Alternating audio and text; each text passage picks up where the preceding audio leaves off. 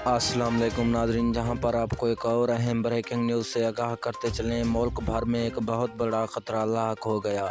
नाज़रीन, महकमा मौसमियात ने कहा पाकिस्तान के बेशतर इलाकों में अगले 24 घंटों में तेज़ आंधी के साथ जोलाबारी होगी।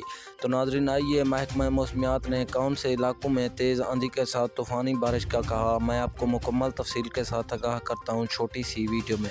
तो वीडियो को हमेशा की तरह आखिर तक ज़रूर देखना, लेकिन उससे पहले हमारी आपसे एक छोटी सी गुजारिश है कि अगर अभी तक भी हमारे चैनल को सब्सक्राइब नहीं किया तो सबसे पहले हमारे चैनल को सब्सक्राइब कर दें, साथ खड़े घंटी के निशान को ज़रूर इनेबल कर दें ताकि मज़ीद इस तरह की लेटेस्ट न्यूज़ आपको वक्त पर मिलती रहे। नाज़रीन, मुल्क भर में तेज़ आंधी के साथ तूफ़ानी बारिशों का सिलसिला जारी होने वाला है। महकमा मौसमियात ने कहा अगले 24 घंटों में पाकिस्तान के बेशतर इलाकों में, जिनमें लाहौर, इस्लामाबाद, मर्री, पेशावर और कई बेशतर इलाकों में